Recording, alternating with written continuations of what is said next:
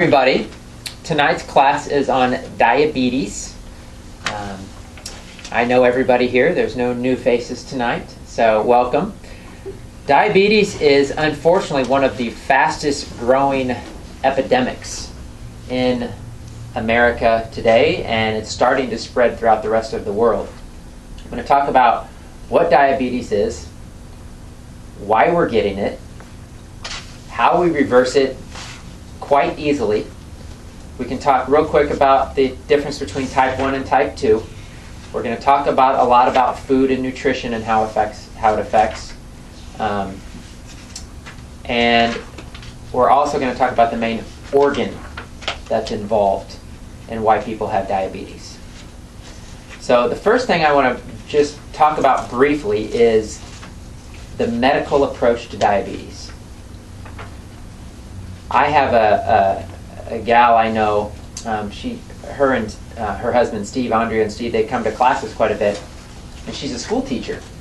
And she found a poster in the school, it was an elementary school, and it was like a question and answer kind of thing about diabetes. And one of the questions on there was, does sugar cause diabetes? And the answer was no, that it was a myth that sugar caused diabetes. But then underneath it said, however, if you have been diagnosed with diabetes, you want to be careful and watch your sugar intake. This is the type of confusing information that's out there for people, and it's why it's so hard for people to kind of overcome some of these issues. If you follow, for example, the guidelines, I'm going to talk a little bit about the medical approach to diabetes. Okay, people get diabetes, where do they go? The American Diabetes Association, because they're going to help them, right? Okay, if you follow the guidelines of the American Diabetes Association, you will have diabetes for the rest of your life. Okay? That organization is set up, ran by the pharmaceutical industry, to keep you on drugs like metformin and insulin and things like that the rest of your life. I have a friend in Las Vegas who I have tried to tell over and over and over again about his diabetes. He follows what his doctor said. His doctor says, and you hear this a lot, that you can eat whatever you want as long as you take the insulin and the drugs. Diet has nothing to do with it. Just eat whatever you want. Take the insulin, take the metformin. You can eat whatever. Right. Okay? They're totally ignoring the fact that diabetes is 100% a diet problem. 100%. Now, if you're born with type 1 diabetes, that's different. Okay? Or children are developing type 1 diabetes, at a young age. Okay, that's different. Real quick, the difference between type 1 and type 2. Type 1 means your pancreas is completely failing to produce insulin at all. You cannot produce insulin. Okay, that's type 1. Okay, that is definitely more challenging to overcome, because to overcome that, you would have to somehow heal the pancreas to the point where it could produce insulin again. Okay, type 2 develops over time, and it's where the pancreas starts to fail, and you start to develop the insulin resistance that we hear so much about. That's type 2. That is very, very quickly and very, very easily reversed through some very simple things. Just understanding the basics of nutrition. Again, if you go to the American Diabetes Association, you will never understand nutrition, and you will always have diabetes. The medical approach to taking drugs is never the answer, because the example I always give people is we don't have XYZ disease because we have a deficiency in a synthetic pharmaceutical drug. Okay, there's always a reason why these things are going on. Diabetes is no different. So just need to be really wary of the medical approach to diabetes, because its goal is to help you maintain your illness, to maintain your disease. And I don't know about you guys, but if I had a family member or a friend or somebody I loved or cared for that had diabetes, I would not want them to maintain the disease the rest of their life. I'd want them to overcome it. Okay, the goal in the goal when it comes to health and wellness should be to overcome these issues, not maintain them. And unfortunately, that's what's happening. We're trying to maintain our diseases. Okay, so if I was to, based on nutrition, if I was to sum up diabetes in one word, what would that one word be? Diet. Okay, more specific. Well, you said one word. One word. Sugar. Sugar. Sugar. Okay, sugar. The only reason diabetes exists is because of sugar. And it's still denied by conventional medicine. What's sad about it is that sugar causes the disorder. You go into the doctor, they give you drugs and insulin to maintain your illness, allowing you to continue to eat sugar. Guess what the really, really sad part is? You still die from diabetes. It's killing you. Why? Because it doesn't stop the disease process. The disease process comes from eating the wrong foods, from eating sugars. And we're going to really talk about what sugar is, because that's what the confusing part is.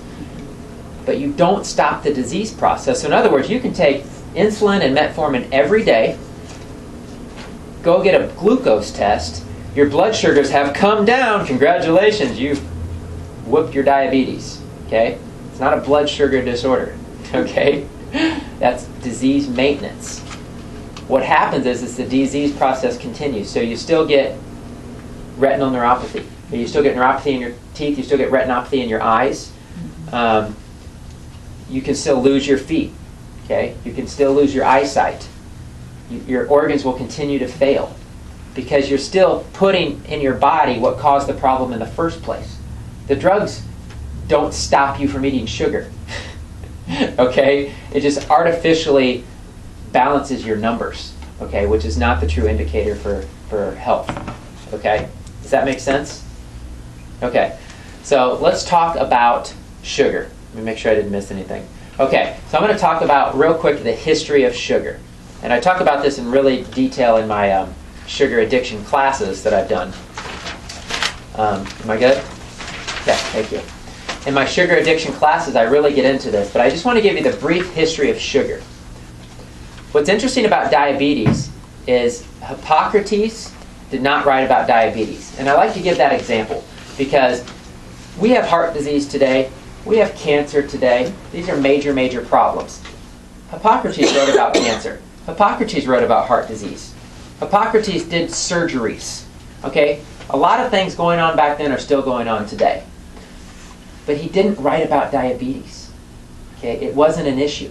In fact, it wasn't written about until the mid-1600s. It was actually 1674 is the first documented written medical journal written about diabetes. And it was written by an English doctor.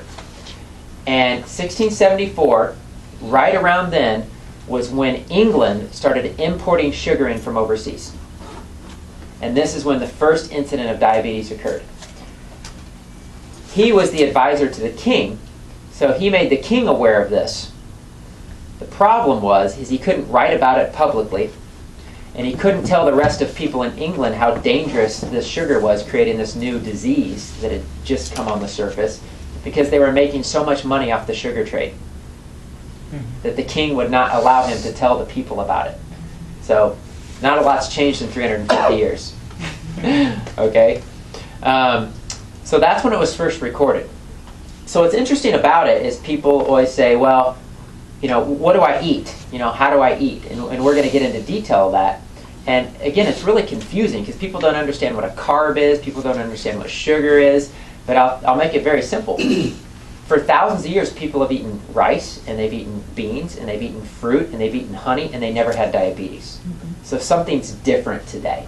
And that's what we really need to look at. What is different? What has changed in just the last, really, I guess 350 years, but in America, really just the last 100 years. You know, what has really changed? So what is sugar? What have we had for sugar for 5,000 years? Honey. Honey. And agave, maybe if you had in the area. Maple syrup. We had maple syrup. And we had, what's Sugar cane. Sugar cane. sugar cane, maybe, pretty rare. Okay. But what's the main source we had of sugar? Sugar beets? Sugar beets is one. Fruit, Fruit. right? Yeah. And that's really all we had for sugar.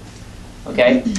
And you were pretty limited on your maple syrup and your agave and the cane sugar and some of these things because these were in very small corners of the world where you get these things.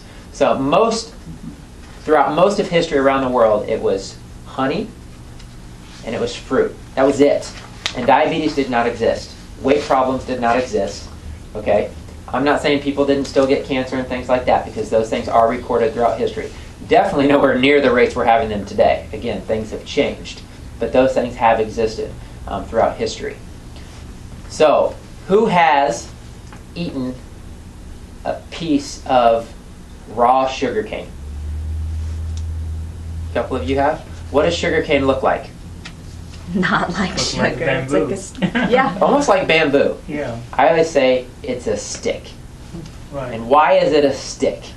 God made it a stick on purpose because by chewing on a stick, you're not going to get diabetes. By chewing on a stick, you're not going to put so much sugar on your body that it's going to damage and weaken your glands and shut down your immune system and shut down your digestion and everything else that sugar does.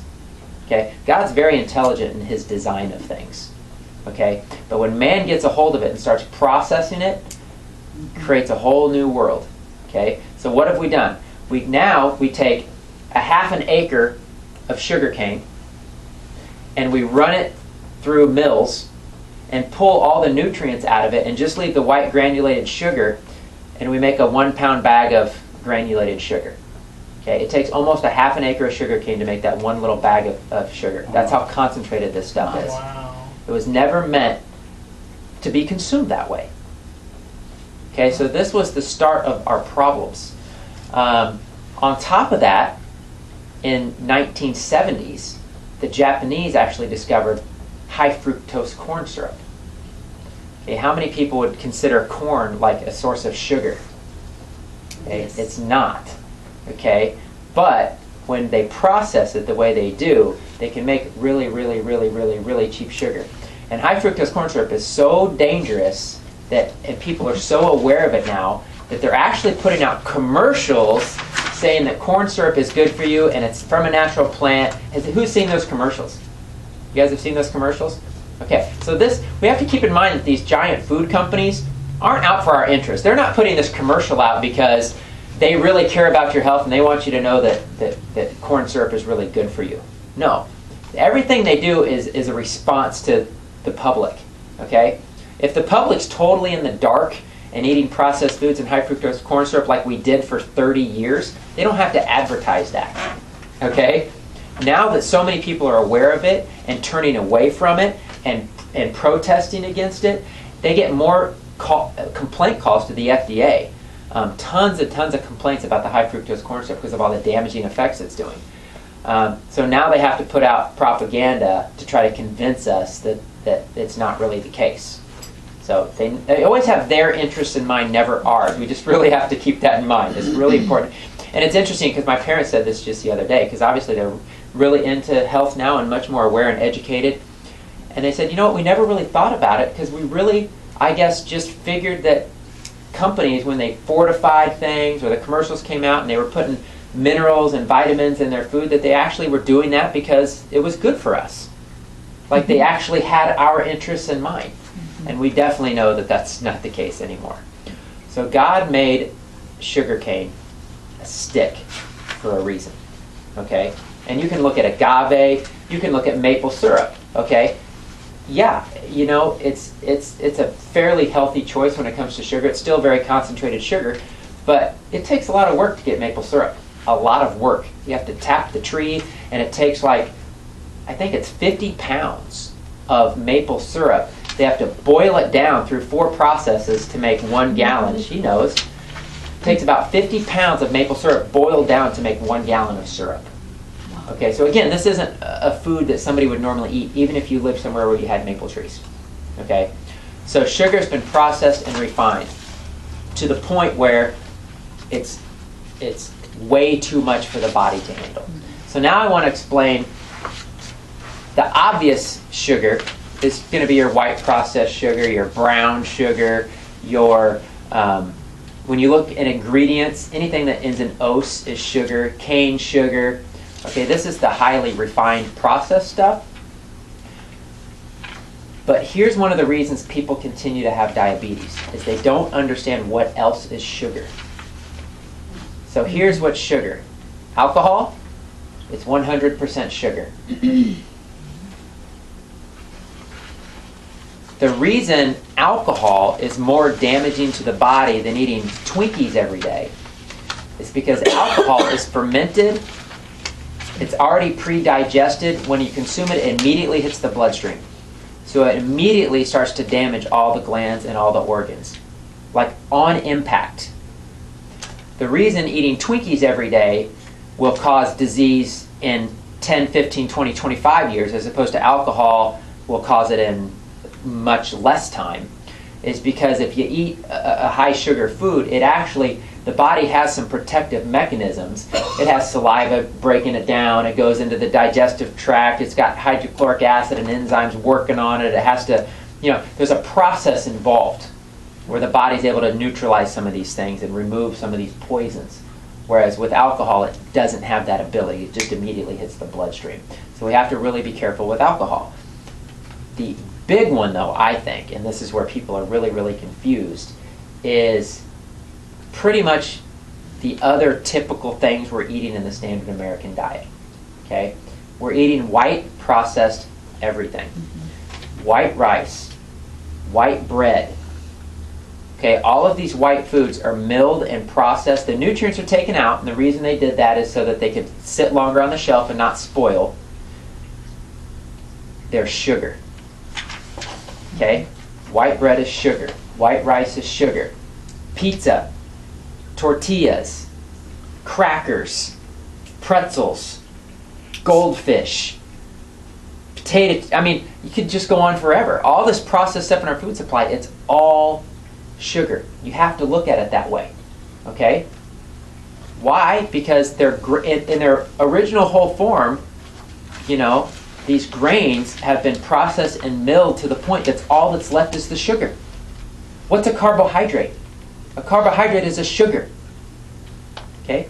When you consume a carbohydrate, it breaks down into different types of sugar molecules in the body depending on what you consume. Okay? Vegetables are carbohydrates. Okay? But because they're whole foods and because they're rich in nutrients and vitamins and minerals in their whole form, they're healthy for the body. But when you consume a white flour or white anything, all that's in there is the sugar. Okay, so that's why, one of the reasons I think people are so confused. Because a lot of people, I think, have diabetes and they're like, okay, I quit the soda. Great, that's huge. Okay, I quit the donuts and the cupcakes and the brownies and the cookies and all that stuff. That stuff is obvious. The bread, the pasta, the pizza, the pretzels, the chips, that stuff's not so obvious. And that's where a lot of people are confused. Again, if you go to the American Diabetes Association, they'll say, eat whole grain pasta, whole grain bread. Okay, that's going to keep your diabetes. Okay, because all whole grain is, for the most part, is colored white bread, colored white flour. It's still processed. Okay, they're not. We got this, like, maybe we have this visual of, like, back in the day where we had some gal in her home, like, picking something fresh out of the garden and rolling the dough and making it herself and making, like, fresh bread. I mean, just because it's whole grain doesn't mean we're doing that. Okay, it's still made by the same giant food companies that are making the white bread. The only reason they're making whole grain bread now is because everybody knows the dangers of white bread, so now they're selling whole grain bread as something that's healthy and nutritious. It's not. Okay, it's just another marketing tool. So you will continue to raise your blood sugars and have diabetes if you continue to eat these foods. So when I work with people with diabetes or whatever they have, the big three I tell people to avoid is wheat, sugar, dairy. And I can tie those three things to pretty much any illness or condition that we have in America. So real quick, I'll give you the lowdown on that. Sugar, that's obvious when it comes to diabetes. Wheat, when it comes to diabetes, again, huge. because all those flours are milled, refined, processed to the point where all they are is sugar. Body cannot process them. Dairy, okay, dairy's one a lot of people don't understand. Dairy products are actually the #1 cause of juvenile type 1 diabetes. The reason is because viruses are passed through milk, and it is creating an autoimmune condition in the body, attacking and destroying the pancreas. There's a lot of studies that have been done showing the problems with dairy and diabetes connection there. Say that again, problem with dairy? What's the problem? The dairy products have a couple of things. One is a lot of viruses are transferred through dairy. Okay. Okay? Even if you boil the milk or product? Yeah, even though it's pasteurized, viruses are still passing through the milk. Okay, you can go to a website called notmilk.com. It'll talk about all of the viruses, the pus count that's allowed in milk per FDA standards, just all kind of the crazy things going on with the American Dairy Association. Basically, it's an excuse to make dirty milk. If you homogenize it and pasteurize it, it's an excuse to have huge factory farms with cows not eating normal cow cuisine, which is grass. They eat corn, and because they are fed corn, they get disease, and because if they just ate corn, they'd be dead in a month. So what they do is they have to shoot them up with antibiotics to keep them alive, and they shoot them up with growth hormones to grow faster. That's kind of what's going on. So because the milk is so disgusting, a lot of that's being passed to us, even though they pasteurize it and homogenize it. Yeah. There's also something in milk that very similarly resembles the islet cells that the pancreas makes, and the body creates antibodies to them, and it causes the body to start attacking and destroying its own pancreas. Is that on? That's the autoimmune condition. Is that on this website? That's going to be on that website too. What's the website? Notmilk.com. That's So dairy also a big deal when it comes to diabetes. Okay, so now if I was going to discuss one organ in the body, okay, does anybody have any question about the foods? Like, yeah. The rice part, you went back. On rice, white rice is like a sugar. Well, we have rice milk all the time. Is that bad? Probably. I doubt they use like wild rice to make that rice milk. You know? Yeah. I mean, almond milk, I use almond milk a lot. Almond milk, coconut milk, hemp milk, any of those would be fine. Okay. I think on the back of the box it says brown rice or whole brown. Okay. Brown's in there somewhere. So if it is, made from brown rice, it's probably okay. We want to do long grain brown rice, we want to do wild rice when it comes to rice. Long grain. And Long grain brown rice, wild rice. There's basmati rice, there's jasmine rice. Jasmine rice is the only rice that's white because it grows that way. Oh, so it's good. Yeah, if it's not jasmine rice and it's white, it's processed and refined. It's sugar. So is jasmine Even the rice? basmati? That's the other Jasmine one. rice is okay. Is it? Yeah. What's that? Even the basmati rice is processed? I'm not sure. Is that a type of rice? Like, is Yeah. that Yeah, just like a jasmine. variety of rice? Then yeah, it'd be fine. Yeah, it'd be fine. Okay. It's just, you go to a Chinese restaurant or whatever, and they always have white rice or the white rice bowls and stuff. That's the stuff you want to avoid. Oh, Just the white rice. Okay, get the fried rice. Well, that's white rice that has stuff added to it. Yeah. I have a Very question. white rice. Yeah. You said that whole wheat bread is also like a colored white bread. Pretty much. Can you speak on more on that? I thought that whole wheat comes from the whole grain, and why is that as bad as white bread? Because the food companies aren't using the entire whole grain in its raw natural form. Oh. Okay, they're using just enough of it to be able to call it whole grain by FDA standards. It still goes through the same process. I mean, think about it. When you see grain in the field, it doesn't look like a piece of bread. I mean, they have to do things to it. They have to add stabilizers and, look at the ingredients on bread. If you make bread yourself at home, what do you need? Like, I don't make a lot of bread, but what's there, like four ingredients maybe? Yeast, sugar, wheat, and a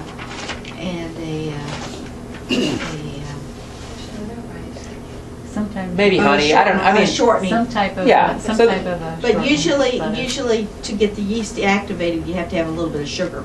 right, to feed the yeast, right. To feed yeah. the yeast. You can use honey, you can use, anything. But But there's 4 or 5 ingredients in bread. Okay, look at your bread at the grocery store. Okay, there's like 25 ingredients. Okay, it's enriched. They add vitamins and why do they add vitamins and minerals? because they've taken it all They out wouldn't of have to the add minerals if they didn't take it all out. And if Okay. you really, if you look at the ingredients, most of them still have high fructose corn syrup. Yes. Yeah. Probably. I went to not Whole Foods. I went to a regular grocery store one time and I looked at the breads, and all but one had high fructose corn syrup as the first or second ingredient. Yeah. Okay, so now we're going to talk about the main organ we need to really understand when it comes to diabetes. What's that organ? Pancreas. Pancreas. Okay, who can tell me something that the pancreas does? The function of a pancreas. Insulin. Produces insulin. Excellent. What else? A bile of some kind. Nope, that's the liver and the gallbladder. Oh. A good guess. Anybody else? Okay, the other thing it does is it produces enzymes. Okay, pancreatic enzymes. Pancreas, I think, is probably the most overlooked organ in conventional medicine because it's the first organ that's failing because of the standard American diet. And, again, keep in mind that the medical industry cannot tell you when your pancreas, cannot tell you the level of health of your pancreas unless they can diagnose it as some type of disease. So unless you have pancreatic cancer or diabetes, something that they can name, they can't tell you you're on the road to bad health because your pancreas is getting weak. That's why we need to do, see natural health practitioners, and we need to do preventative type of things and understand why is the pancreas being so bombarded all the time. So here's why the pancreas is just getting shot in America. When we eat, if we eat living foods, fruits and vegetables and sprouted things that are alive, okay, those foods all contain enzymes. And the body does not need to produce extra enzymes to break those foods down because they contain enzymes. I explain this way. If an apple or something falls off a tree and it hits the ground, you got 3, 4, 5 days, you can eat it, or a deer can eat it, or somebody can eat it, and eventually it starts to decompose. Okay, because the enzymes are in there, bacteria and fungus and things get a hold of it and it starts to break down. Okay, that's the natural process, natural enzymic process with these enzymes. That's why if you take McDonald's Happy Meal and French fries and set it somewhere, 3 years later it still looks the same, right? You guys have seen those pictures? Yep, I have. Okay, it does not break down, okay, because it's not alive anymore. So the same thing in your body.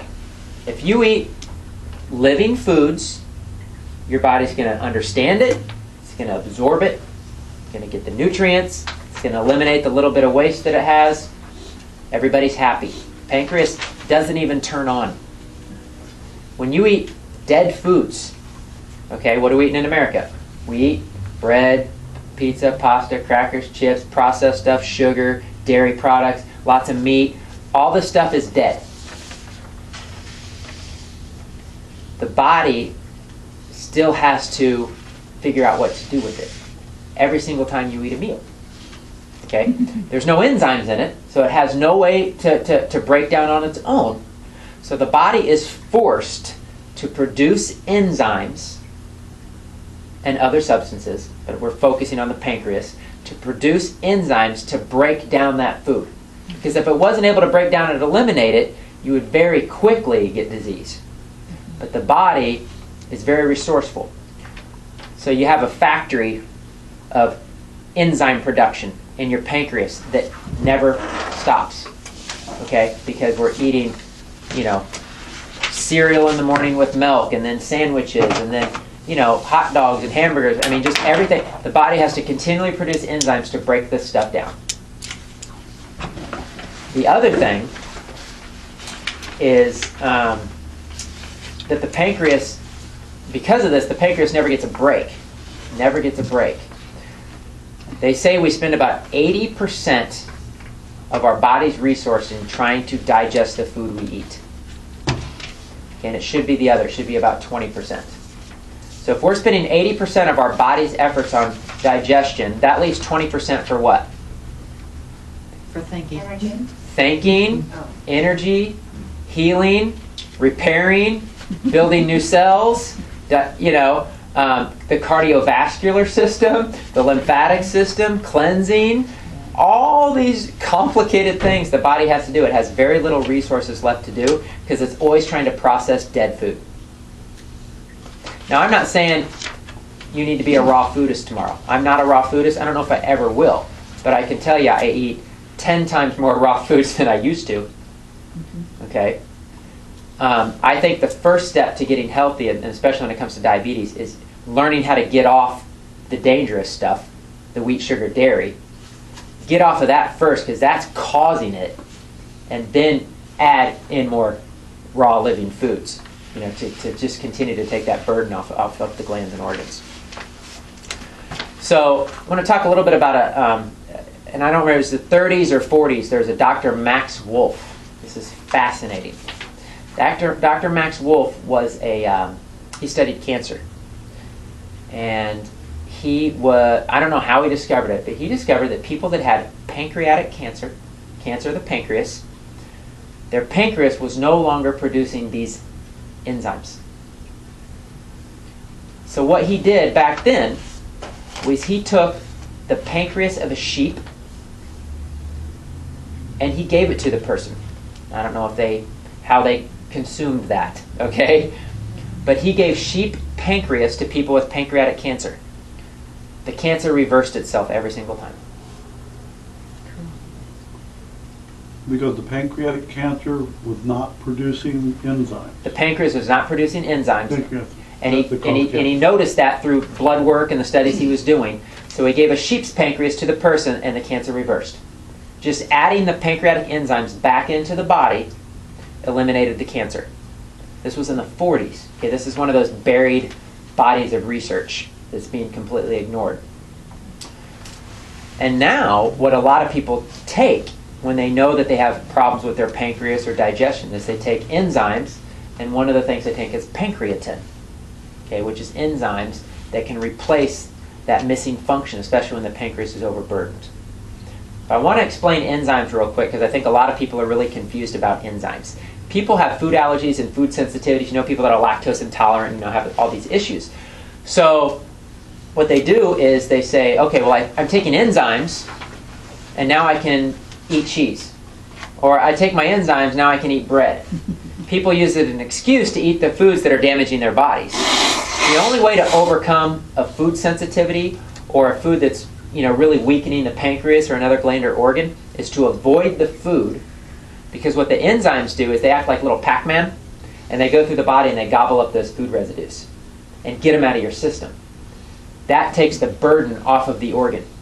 Okay, so the only way the pancreas can heal is if you take the burden off of it. Start putting the enzymes into the body. First line of defense for the pancreas is enzymes. Period. Period, period, period. And we're going to talk a little bit about some supplements for, to help reverse diabetes. But you got to get the enzymes back into the system so the body, again, doesn't have to work so hard, so that pancreas factory doesn't have to work so hard all the time. Okay? And then you have to start putting living foods in the body that it doesn't have to process. The other obvious thing that the pancreas does is creates insulin. A lot of people aren't producing enough insulin, especially to meet the demand that we're putting on it. Sometimes you hear of insulin resistance. Okay? I read it in a book one time. I just thought it was kind of cool the way he described it. He said that we're bombarding the body with so much sugar, because the average person today eats 150 pounds of sugar a year. 100 years ago it was 13. Now it's 150. We're bombarding the body with so much sugar that the insulin is produced. If you don't know what insulin does, insulin is the only mechanism we have to remove sugar from our bloodstream. So the insulin is being produced constantly because of the constant bombardment of sugar. The way he described it was like a rock concert, okay, where you start in the back row and you work your way up to the front row. And eventually when you get to the front row, the music is so loud that you just can't take it anymore, and you leave. That's how I explain insulin resistance. We're putting so much sugar in the body, and the body's fighting so hard to produce insulin and get it out, that eventually it's just like, I can't take it anymore, and it just gives up. It just gives up. And that's insulin resistance. The body just can't do it anymore.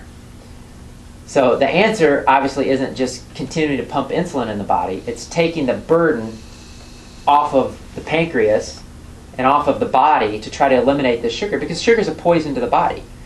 If the body didn't try to remove it, you would just get sick and die very quickly. So the body's always trying to eliminate poisons from the body. It's just the way it was designed to naturally be healthy regardless of what we do to it. Okay, so pancreas is critical organ. Because not only obviously do you link it to diabetes, but as I just explained, it's very, very closely linked to cancer too. So that's the pancreas. Any questions on that? Pancreatitis? Yes. Mm-hmm. What is pancreatitis then? Okay, I'm going to talk about that. 'Cause I'm going to talk a little bit about what I do with the nutrition response testing and how it ties in with all this. Okay. Pancreatitis, itis, is inflammation, right? You get bursitis or sinusitis or something like that. It's inflammation. Okay. But almost every time there's chronic inflammation, there's a bug. Yeah. There's a critter. Okay, there's a bacteria, there's a fungus, there's a virus, there's some type of an infectious organism. Okay, and I'm glad you mentioned that, because when I test people through the nutrition response testing, when I find a weak pancreas, which, believe me, happens all the time, just because of the standard American diet, when I find a weak pancreas, what I almost always find when I test to see what's going on in the pancreas is one of three things. Either I find a heavy metal, I find some type of a chemical toxicity, or I find a bug. Okay, an infection.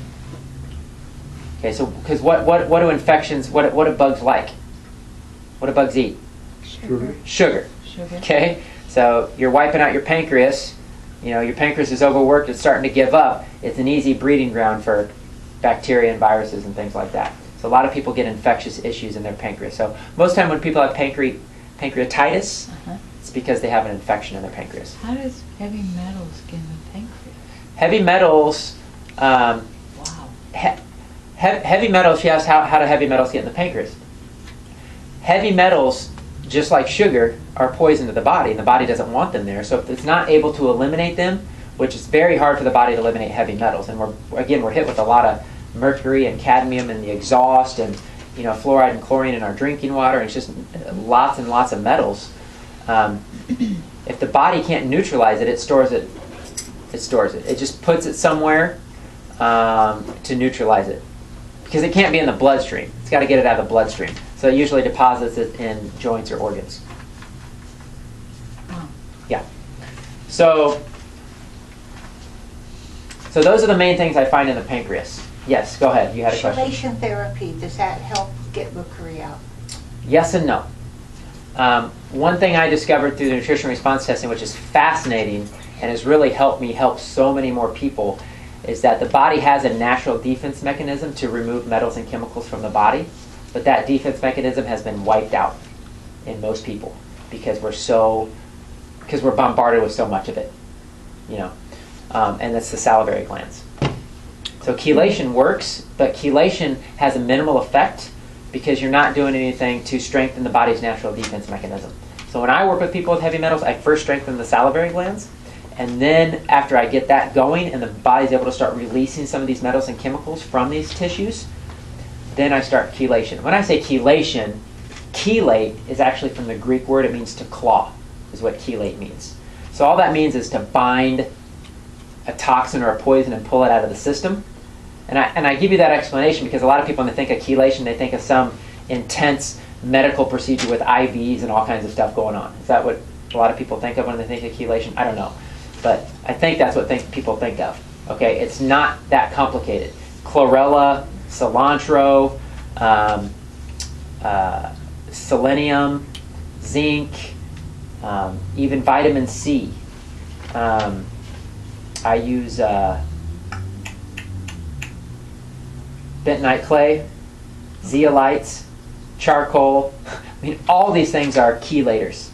Okay, they bind metals and toxins, pesticides, herbicides, mercury, aluminum, whatever, and pulls it out. And by the way, one of the biggest, I would call it an epidemic in America with heavy metal poisoning, since you brought it up, is the mercury fillings in the mouth.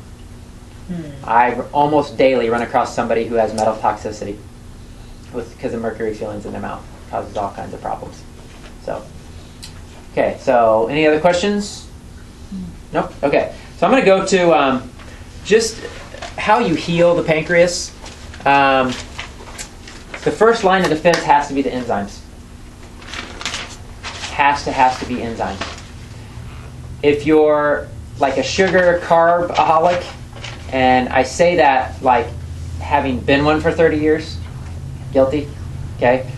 I drank alcohol a lot, throughout my teens and 20s. I ate sugar forever. When I talk about eating sugar, I'm not talking like having a cupcake once in a while. I'm talking about sugared cereal in the morning, candy throughout the day, Pop-Tarts, soda. I mean, easily a case of soda a week.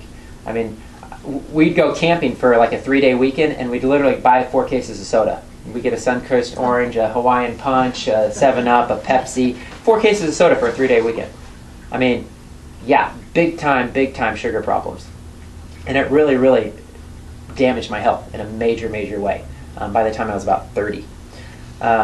So the first line of defense, because you're not going to be perfect starting tomorrow. It took me years to transition into eliminating wheat and sugar and dairy from my life.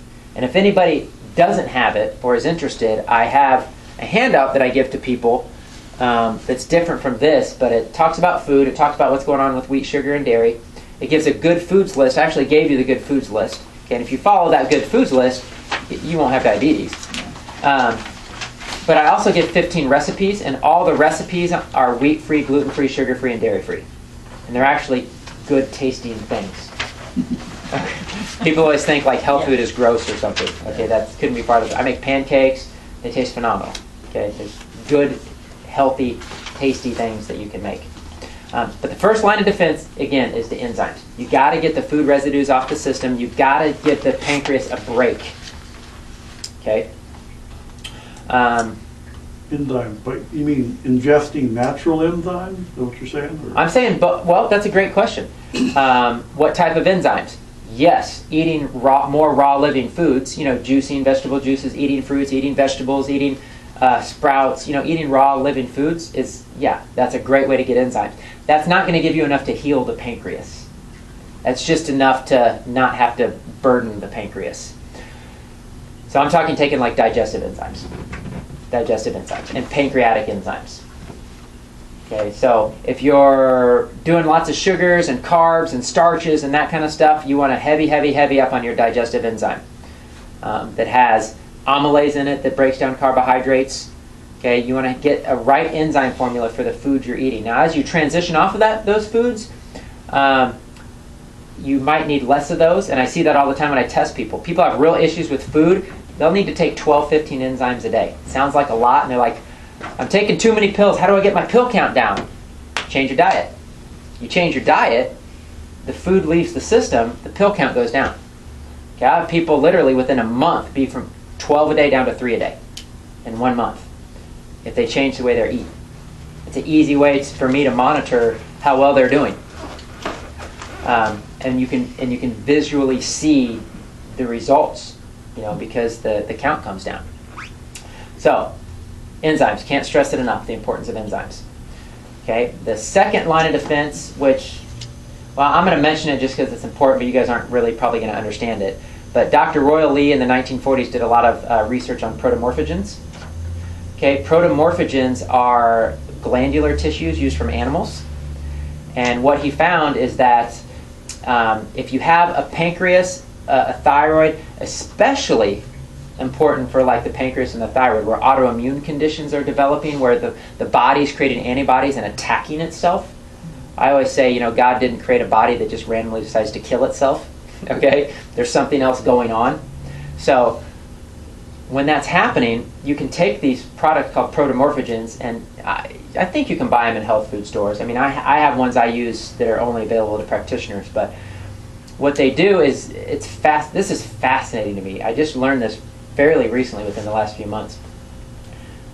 When you take these protomorphogens, and the body has created these antibodies that's attacking your own pancreas and your own thyroid and your own liver and whatever, when you consume them, the immune system will attack that protomorphogen that you just consumed because it's from an animal.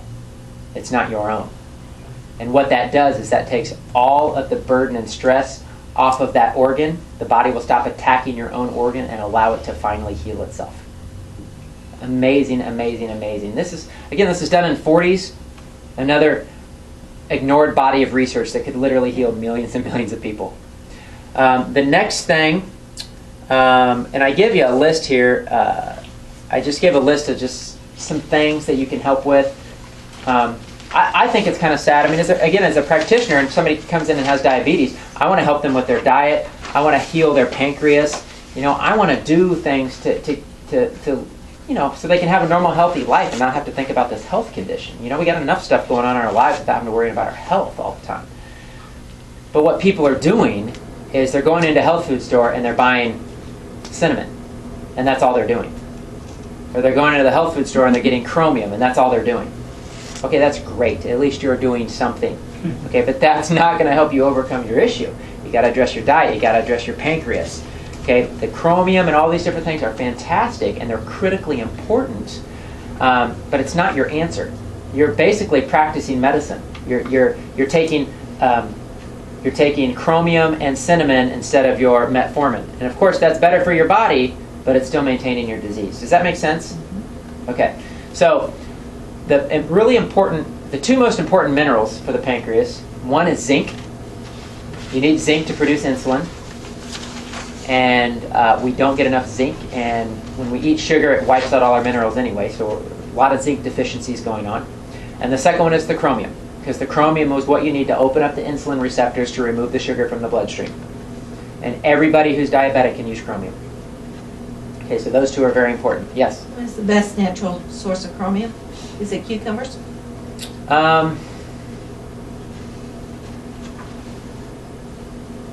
Besides green leafy vegetables and nuts and seeds, I don't know. I don't know the specific ones.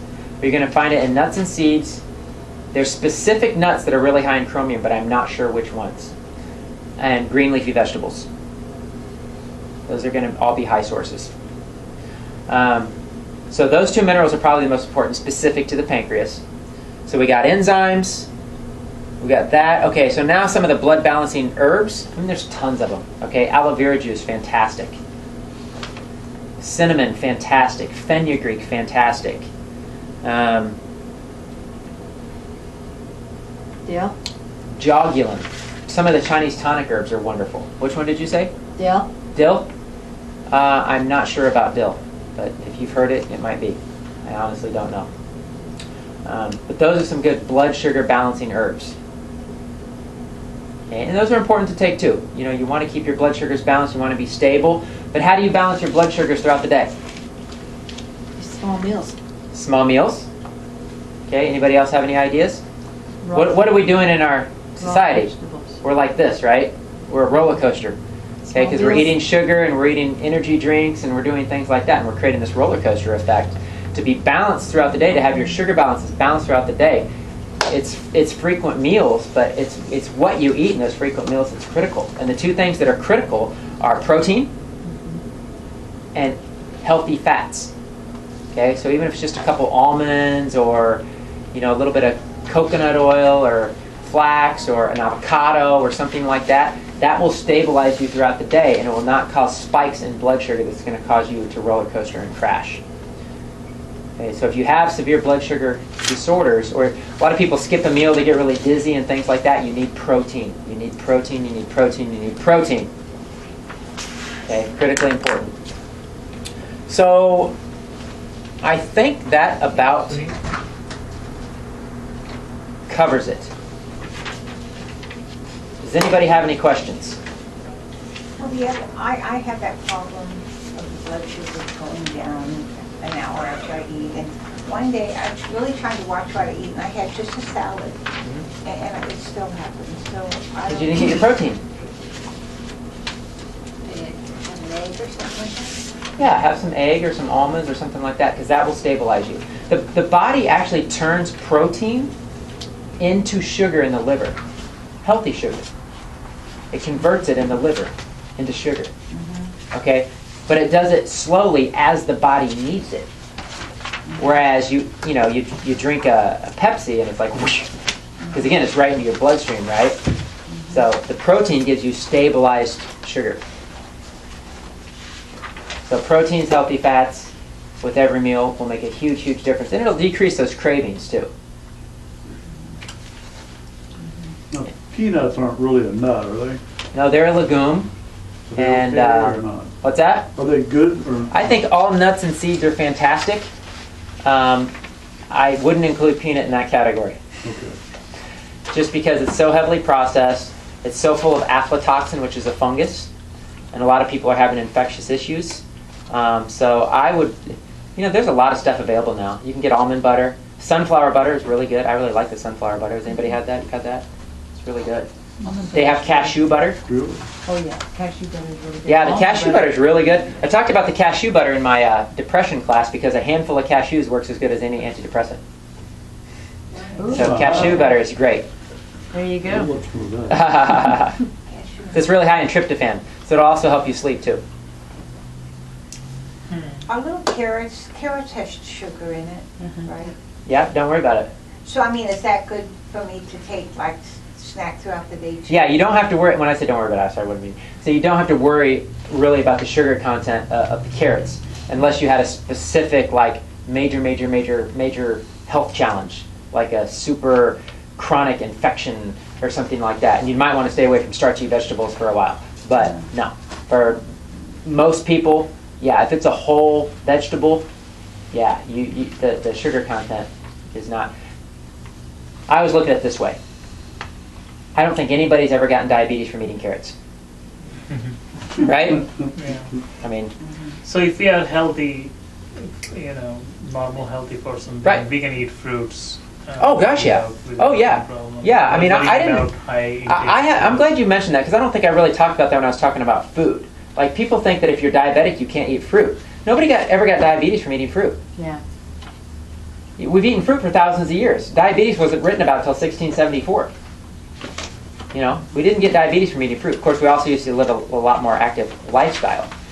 I'm not saying go crazy on the fruits. Again, it's the protein, the good fats, the vegetables, Right. but eat some fruits. Nothing wrong with fruits. If the body is craving cinnamon, Mhm. is that an indicator that it's having problems with its blood sugar balance? It possibly could. The body often craves what it needs, but not necessarily. I don't know. My daughter just went through a whole phase of she couldn't get enough cinnamon. Really? That's interesting. Yes. She was always putting cinnamon on everything. Finally, I told her, just put cinnamon with a little bit of honey and a hot cup of coffee, or a cup of water. Yeah. And I she had started a drinking that a lot. I had a gal I checked the other day, just as an example. Checked her, this was a couple weeks ago. And when I was checking her and finding out her main priority, her main issue was kidneys.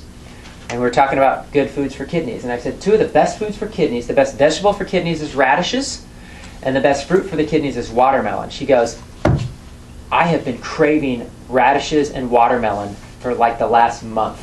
And it was like, just kind of a weird moment. Wow. You know what I mean? But yeah, the body definitely craves what it wants, as long as it's not, like ho-hos and stuff.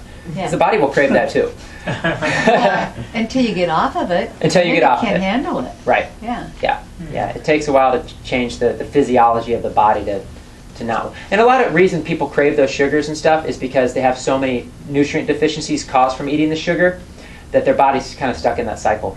So as you eliminate the sugars, you got to increase the greens, the fats, the proteins, okay, the minerals. Yeah. You replenish the body's reserves. It won't need the sugar. If you just quit cold turkey, it's really, really hard. Yeah. It's real. I know because I've tried it. Like I've battled sugar forever. Tried to quit it cold turkey. Good for about a week. Blah. It's tough. So you have to rebuild your health at the same time you're eliminating the sugars, or your body's not going to be able to handle it. One more question, like rice, Uh-huh. or like steel cuts oats and all these. Right. So these are not like living foods. They're in not. a sense. They're not. So are these then considered like, do these food give enzymes to body or not? Not enzymes. Okay. But it's a whole food, so you're getting your vitamins and your minerals and your other hidden cofactors, and you're getting nutrition. The other key is that when you eat a whole food, even if it's cooked, the body understands what it is. That's Yeah. really important for people to realize, is that the body understands what it is. It's like, oh, that's food. I know what that is. God made that. I can do something with that. When we're putting non-foods in our body, it's battling all the time, trying to figure out what the heck it is. Is this a poison? I don't get what this is. Okay, I'm gonna get some enzymes on this to try to break this thing down and get rid of it. Or even worse, these autoimmune conditions are developing where the body's like, that's totally foreign. That's like an evil invader. I'm gonna attack it. You know, that's what's happening with all this non-food we're putting in our body. So the first thing, I guess, to try to make it maybe more clear is to make sure what you're putting in your body is actually considered food, whether it's raw or cooked. Okay, that will take a lot of burden off the body, and then you can slowly increase the amount of the raw foods. You know, because if you look at different practitioners around the world, what's big in America right now? Raw foods. People are going to raw foods. I think that's needed in America because, well, all we eat is cooked, dead, processed garbage. So that's a great way to overcome cooked, dead, processed garbage. Okay, in China, okay, or in India, they don't eat all raw foods. In fact, they really promote warm foods, warming the body, eating for the seasons. Believe me, I'm eating a lot of soups and chilies and warm foods in the winter. And I'm not eating all raw foods in the winter. Right, right. But in China and India and these places, they eat much healthier than we do. You know, they don't have to go to an extreme raw food diet to get well. Yeah. Does that make sense? Yeah. Because they're eating more natural foods that they grow and that they eat, and they're not as imbalanced as we are. Right. And in Chinese medicine, you know, they really promote warming foods to warm the liver. Drinking hot tea has been done in India for thousands of years to help with digestion and also to help with bowel movements. Can really help normalize your bowel function, drinking warm liquids. So there's a lot of benefits to doing warming foods as well. So that's why I never go to extremes like be a raw foodist or this or that, because, you know, if I knew somebody had a, you know, like serious cancer or something, I'd be like, yeah, going raw food for a couple of months would probably be very beneficial to you. Right. You know what I mean? But I think it's only for an extreme case. Does that answer your question? Yeah, it does. It does. Okay. It Okay. does. Okay. Anything else? Yes. Probably with me because I have gone the raw a lot. Mm-hmm. But when I don't go raw, it's healthy. So the cooked foods I have, instead of using greens, I use the ancient greens now. Right. I've learned about the ancient greens, but because of going raw and not going all the way, because I'm not all the way raw, I'm Right. probably maybe 75% raw, but everything else is healthy what I eat. Right. So, It's key. I mean, to me, that was the big one right there. I recognize what's not the healthy one, and you choose what you want. Right. Yeah, I'm glad you mentioned the ancient seed grains. It's on your good foods list under grains. They're not really grains, but what are we eating today? We're eating wheat and barley and, you know, spelt and a lot of these grains that are very hard for the body to process. So the alternatives that, you know, are healthy and people are switching to in droves because of all the problems with the grains we're having. Oh, by the way, there's a really good book called Wheat Belly that talks about wheat and how hard it is to process and how it's creating this big gut in people because they can't process and digest it, and gas and bloating and the spare tire and all that. A lot of it's grains for a lot of people. It's called Wheat Belly if you want to get a really good book. Is that like gluten intolerant? Right, that'd be gluten, because That gluten's might- in your wheat. Wheat Yep. belly? Yep. So on the good foods list, under grains, you'll see the alternative listed there. You'll see amaranth, millet, buckwheat, quinoa.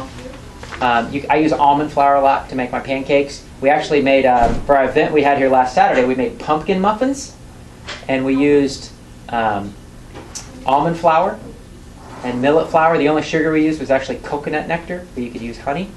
No dairy, no wheat, no gluten, and they tasted How was that? amazing. Amazing, amazing, Do you amazing. have the recipe? I actually do have the recipe.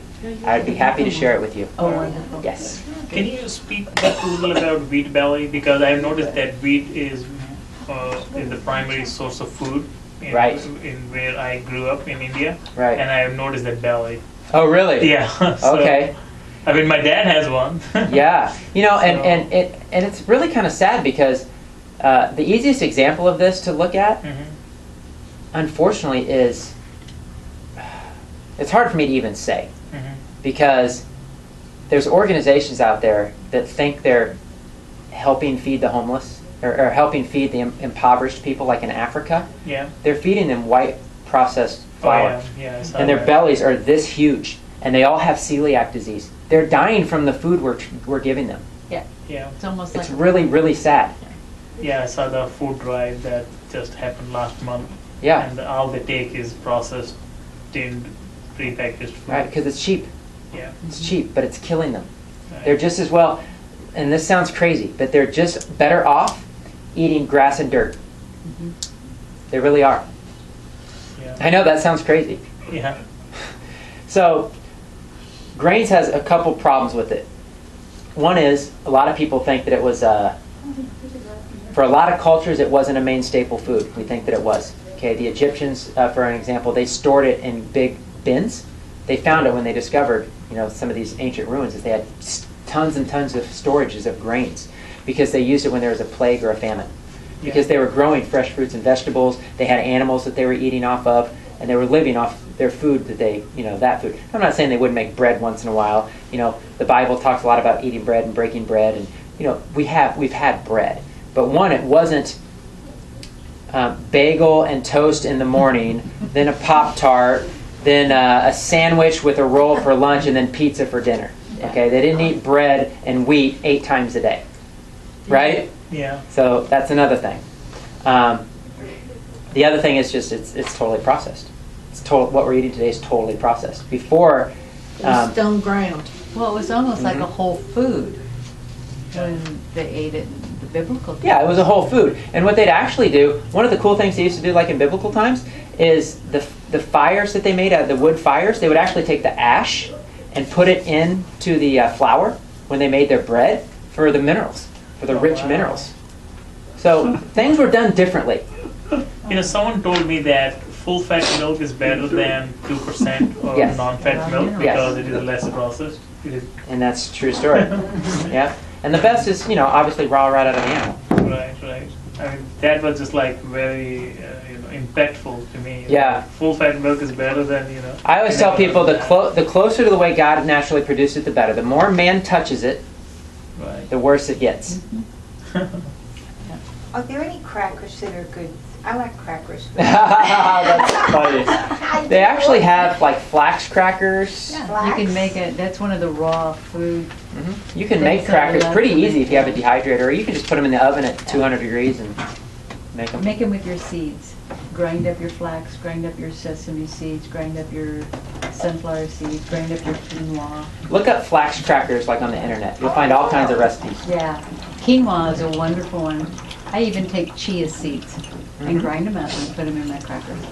Nice. Make your crackers. Yeah. Wow.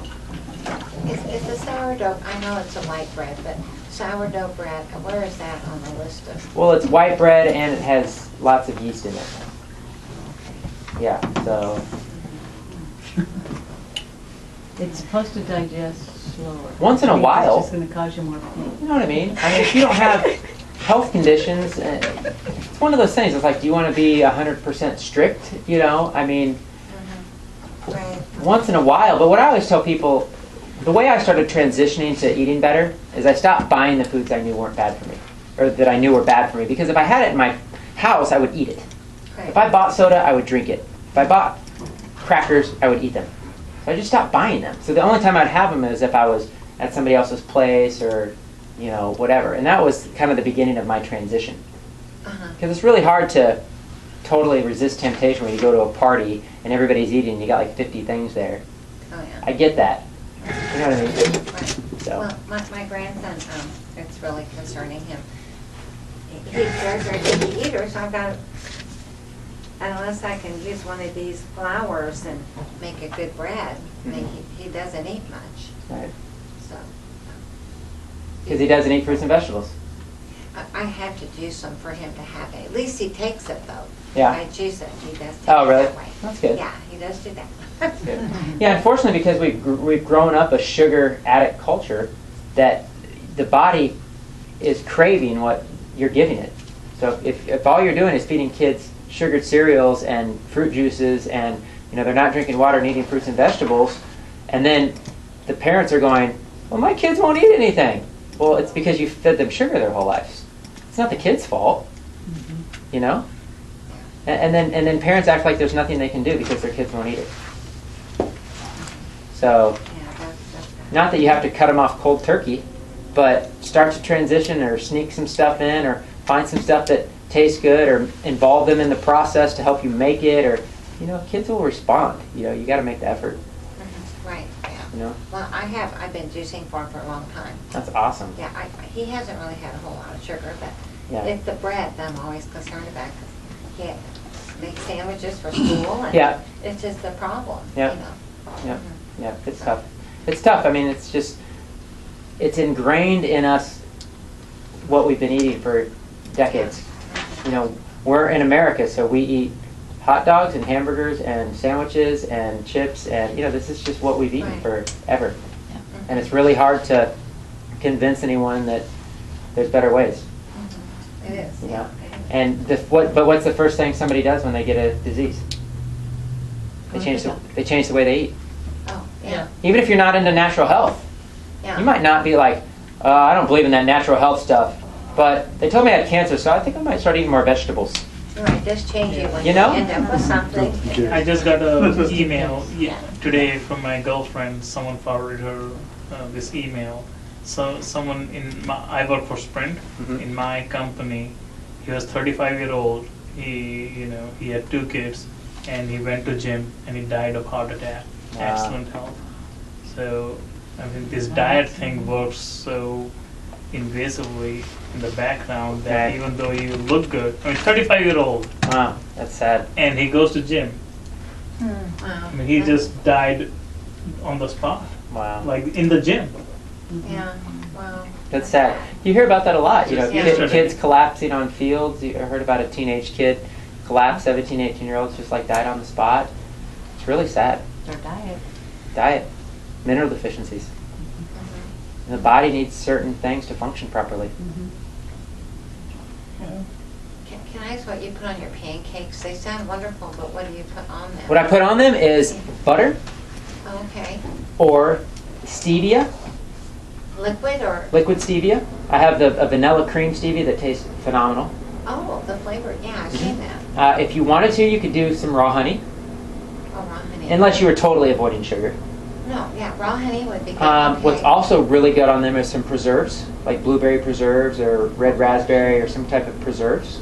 Oh, okay. It's excellent on them. Cinnamon. Uh-huh. Those are some of the things I use. Apple butter. Almond A lot of apple butter has a lot of sugar in it, but you just have to see what, if you made it yourself, it probably might not. But There's some you can buy at Hy-Vee. It's wonderful without sugar. oh, perfect. Or the new Lewisburg. does it. Yeah, the Lewisburg cider milk. Okay, It's really, really good. that's awesome. Yeah. So yeah, I like butter. Oh, You know, okay. I don't do any dairy at all, Uh-huh. but I do butter. Mhm. But it takes me a month to eat a stick. You know what I mean? Uh-huh. So Okay, thank It's a you. natural Sure. product. all right, well, yeah, I'll stick around. I don't know if anybody wants anything in the store. I always give people 10% off anything in the store on class night. If anybody, I'm going to make this offer too. If anybody has diabetes or has a family member that has diabetes, I will give them a free initial consultation, which I usually charge $120 for. I'll give them a free initial consultation for free, just so I can kind of show them how the food's affecting them. I'll show them how their pancreas is toast, and just to kind of, just so they can kind of see it. You know what the big myth is? They tell all diabetics that it's okay to have diet pop. Oh, He has a diet pop all the time. that's a good one. Do you know I know. why? Oh, my son has it all the time. Oh, see, I have a son, we both have a son, the Uh-huh. same age. that Uh-huh. has it. We have to just Oh. tell you, we had 4 sons, 3 each, I'm sorry. And the third one developed juvenile diabetes within 1 year of each other. Wow. The third son. Type 1 juvenile diabetes? Uh-huh. Yeah, they both have one, so. So somewhere in the. Do they live here? Mhm. Oh my gosh, I don't know if they're open to it, but I would love to help them. I mean, you can get them off. You can get them off insulin. It's hard to get a pancreas restarted Uh-huh. once it's shut down, but you can get them off. You can still get them off insulin. Really? Yep. Well, he would be so elated, I know. Yep. But He lost years. he's going to have to work at it. Yeah. I mean, he's going to watch this video and go, oh, okay. You know what I mean? Yeah. He's going to have to work at it. Oh, well, thank you for that Yeah, offer. that's very nice. Yeah. So if you, Yeah, we each have I'll do him a four. check for free. Number 3. I'll check them for free. Oh, that's Number wonderful. three. Thank you. And mention something about the See, I haven't diet even pop. looked That at would it. be great. Yeah. Hey, what were you going to say about the diet pop? You were getting ready to say something about it.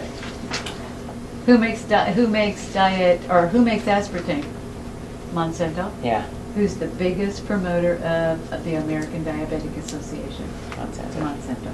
Mhm. And aspartame, just so you know, in the 50s it took 16 years to get approved by the FDA. Because every single study they did caused tumors and killed the rats. And they said there's no way we can let American people consume this. So it took 16 years of lies, deceit, fake studies, and paying people off to get it approved. Yeah. Right, Yeah. It is absolute poison to the Okay, body. no, I- It's one of the worst things you could ever consume. In fact, they're now telling diabetes, instead of taking the aspartame, to drink pop with sugar in it. Oh, But you have to look for pop with sugar in it, because most pop in the United States does not have sugar. It has high fructose. right. corn yeah. But if you had Yeah. pop from Mexico, it would have sugar in It it. does. Cane sugar a lot of times. I was Tastes told better, that too. the Simple Pepsi is back to the cane sugar, Really. but I'm not. I haven't drank soda for, So stevia is a great way to get a natural sweetener. yeah. Well, you Yeah. know, they You have can that make lemonade. brand at Whole Foods that has the stevia in it called, Look at the other ingredients in that soda. oh, I know, I don't really. Oh, you're talking about the Zevia? Yeah, the Exevia, is that? Yeah, I'm not sure what's in that. No, it's actually, because I go to the health market at the Hy-Vee at 119th in Olathe, and even the health market manager goes, I think I regret getting this pop in. Oh, no. Because she read the ingredients and she said, there's so much additives in it. Yeah. So I know it's hard for a lot of Americans to understand, but I always ask the question, pick any species of animal on this planet, because there's thousands of them, right? What do they drink to survive? Water. Is there a single exception to that? Exception. So why do we have to drink soda and coffee and diet soda and everything else in the sense? Because we have addictions. Mhm. Except if they're drink nectar, flower nectar, Like hummingbirds? like hummingbirds. That's true. But if you have water out, they'll drink water too. Yeah. So, yeah. It's just a change in mindset.